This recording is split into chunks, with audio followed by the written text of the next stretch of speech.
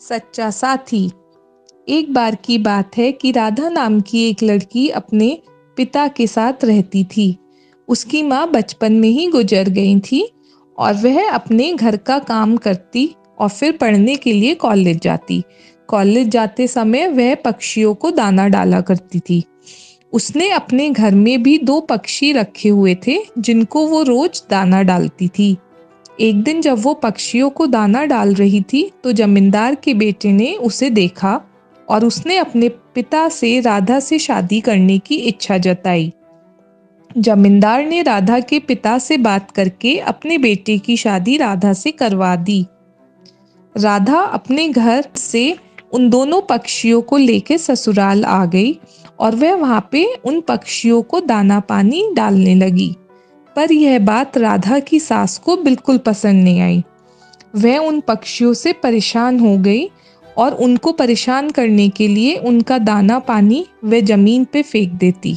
एक दिन गुस्से में आके राधा की सास ने उन पक्षियों का पिंजरा ही जमीन में फेंक दिया और यह करते हुए राधा ने उनको देख लिया।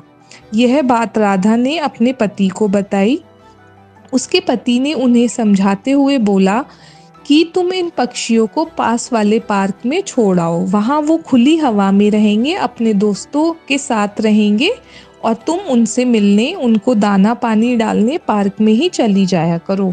राधा ने ऐसा ही किया और वह पास वाले पार्क में कभी कभी अपने पक्षियों को दाना डालने लगी। धीरे धीरे पास वाले उन पक्षियों के सभी मित्र राधा के मित्र बन गए। अब राधा की सास को जब ये पता लगा तो वो उससे बहुत गुस्सा हुई और वो उसको लेकर उसके मायके छोड़ने जाने लगी।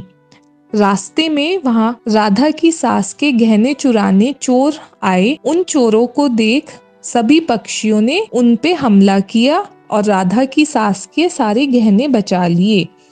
इसके बाद राधा और उसके सास घर लौट आए। अब राधा की सास की सोच उन पक्षियों के प्रति बदल चुकी थी।